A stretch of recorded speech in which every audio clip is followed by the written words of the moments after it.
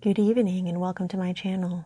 Tonight we'll be continuing our story of Wuthering Heights by Emily Bronte. Chapter 20. To obviate the danger of this threat being fulfilled, Mr. Linton commissioned me to take the boy home early on Catherine's pony, and said he, "As we shall now have no influence over his destiny, good or bad, you must say nothing of where he has gone to my daughter.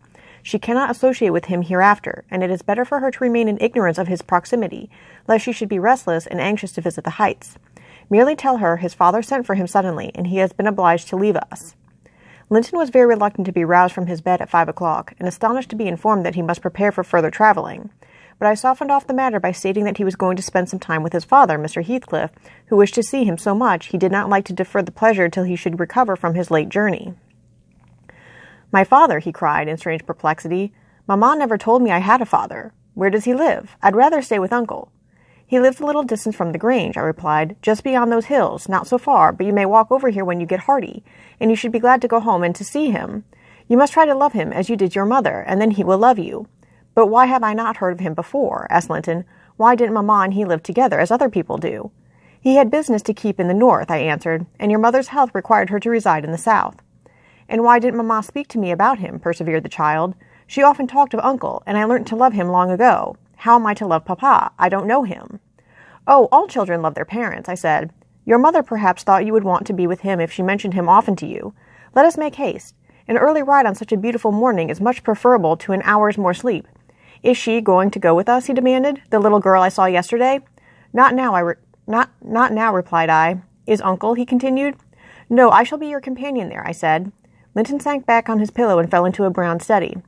"I won't go without uncle," he cried at length. "I can't tell where you mean to take me."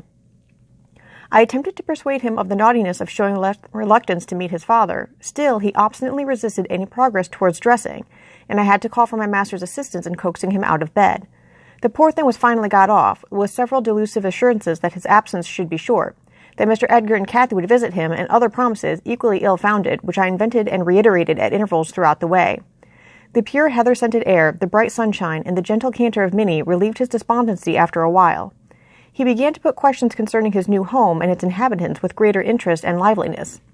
"Is Wuthering Heights as pleasant a place as Thrushcross Grange?" he inquired, turning to take a last glance into the valley, whence a light mist mounted and formed a fleecy cloud on the skirts of the blue.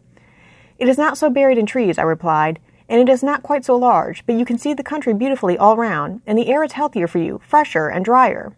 You will perhaps think the building old and dark at first, though it is a respectable house, the next best in the neighbourhood. And you will have such nice rambles on the moors. Hart and Earnshaw, that is, Miss Cathy's other cousin, and so yours in a manner, will show you all the sweetest spots, and you can bring a book in fine weather, and make a green hollow your study, and now and then your uncle may join you in a walk. He does frequently walk out on the hills." "And what is my father like?" he asked. "Is he as young and handsome as uncle?"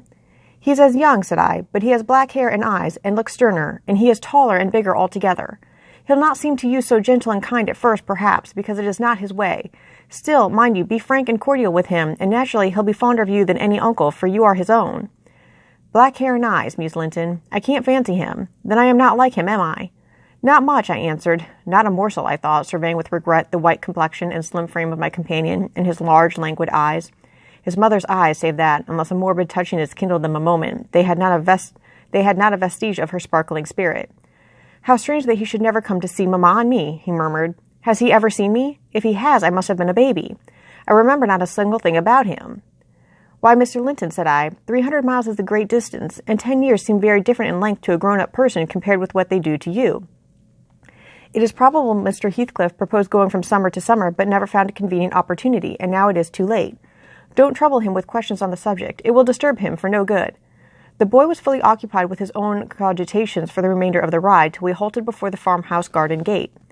I watched to catch his impressions in his countenance. He surveyed the carved front and low-browed lattices, the straggly gooseberry bushes and crooked firs, with solemn intentness, and then shook his head. His private feelings entirely disapproved of the exterior of his new abode.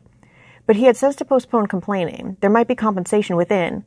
Before he dismounted, I went and opened the door. It was 6:30. The family had just finished breakfast. The servant was clearing and wiping down the table. Joseph stood by his master's chair telling some tale concerning a lame horse, and Harton was preparing for the hayfield. "Hallo, Nellie," said Mr. Heathcliff when he saw me. "I feared I should have to come down and fetch my property myself. You've brought it, have you? Let us see what we can make of it." He got up and strode to the door. Harton and Joseph followed in gaping curiosity. Poor Linton ran a frightened eye over the faces of the three. "Surely," said Joseph after a grave inspection, "he's swapped with ye, master, and yon's his lass." Heathcliff, having stared his son into an ague of confusion, uttered a scornful laugh. "God, what a beauty! What a lovely, charming thing!" he exclaimed. "Haven't they reared it on snails and sour milk, Nellie? Oh, damn my soul! What's that worse than I expected? And the devil knows I was not sanguine." I bid the trembling and bewildered child get down and enter. He did not thoroughly comprehend the meaning of his father's speech, or whether it was intended for him. Indeed, he was not yet certain that the grim, sneering stranger was his father. But he clung to me with growing trepidation, and on Mr. Heathcliff's taking a seat and bidding him come hither, he hid his face on my shoulder and wept. "Tut, tut," said Heathcliff, stretching out a hand and dragging him roughly between his knees, and then holding up his head by the chin. "None of that nonsense. We're not going to hurt thee, Linton. Isn't that thy name? Thou art thy mother's child entirely. Where is my share in thee? Pulling chicken?" He took off the boy's cap and pushed back his thick, flaxen curls, felt his slender arms and his small fingers, during which examination Linton ceased crying and lifted his great blue eyes to inspect the inspector. "Do you know me?" asked Heathcliff, having satisfied himself that the limbs were all equally frail and feeble. "No," said Linton, with a gaze of vacant fear. "You've heard of me, I dare say?" "No," he replied again. "No, what a shame of your mother, never to waken your filial regard for me. You are my son, then, I'll tell you. And your mother was a wicked slut to leave you in ignorance of the sort of father you possessed. Now don't wince and colour up, though it is something to see you have not white blood. Be a good lad, and I'll do for you. Nellie, if you be tired, you may sit down. If not, get home again. I guess you'll report what you hear and see to the cipher at the Grange, and this thing won't be settled while you linger about it." "Well," replied I hope you'll be kind to the boy, Mr. Heathcliff, or you'll not keep him long, and he's all you have a kin in the wide world that you will ever know, remember." "I'll be very kind to him, you needn't fear," he said, laughing. "Only nobody else must be kind to him. I'm jealous of monopolizing his affection. And to begin my kindness, Joseph, bring the lad some breakfast. Harton, you infernal calf, be gone to your work. Yes, Nell," he added when they had departed, "my son is prospective owner of your place, and I should not wish him to die till I was certain of being his successor. Besides, he's mine, and I want the triumph of seeing my descendant fairly lord of their estates. My child hiring their children to till their father's lands for wages. That is the sole consideration which can make me endure the whelp. I despise him for himself, and hate him for the memories he revives.